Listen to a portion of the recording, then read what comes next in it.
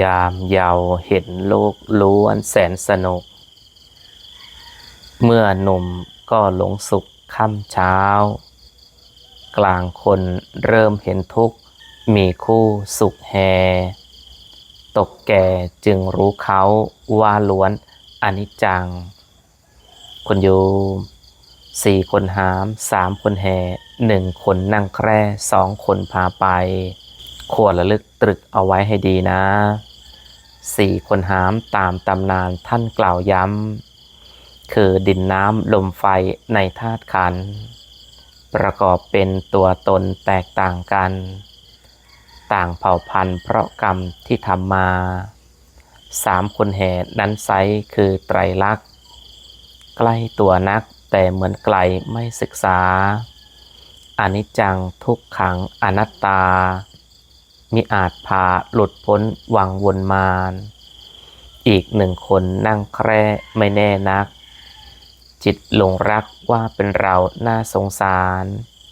เมื่อเกิดขึ้นก็คงอยู่ได้ไม่นานย่อมถึงการดับไปแต่ไรมา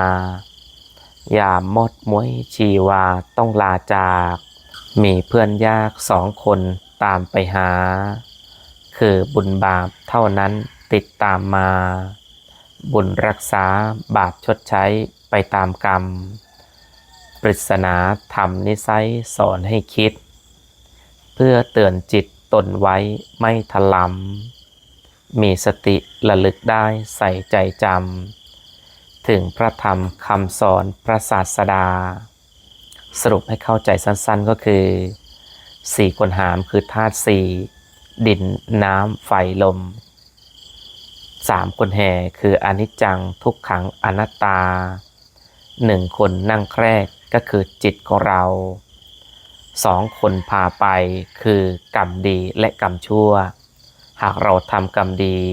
ย่อมไปสู่สุคติหากเราทำกรรมชั่วย่อมนำพาเราไปสู่ทุกขตินะ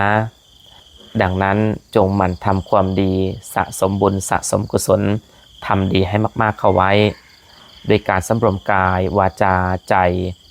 หมั่นให้ทานรักษาศีลเจริญจิตภาวนาให้มากๆเพราะบนโลกใบนี้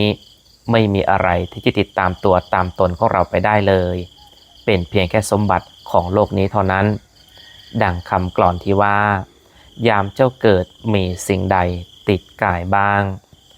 มีแต่ร่างเปื่อยเปล่าไม่เอาไหนสร้างสมบัติพัสถานบานตะไทยถึงคราวไปก็ไปเปล่าเหมือนเจ้ามามีสิ่งใดไปกับเจ้าก็เปล่าสิ้นผ้าสักชิ้นเงินสักเกหรือเคหา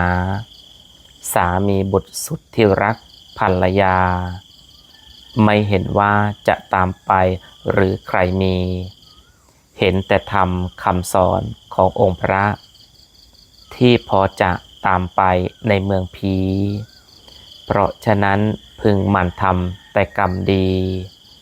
เพื่อเป็นที่พึ่งเจ้าเมื่อคราวตายอันทรัพย์สินถิ่นฐานทางบ้านช่อง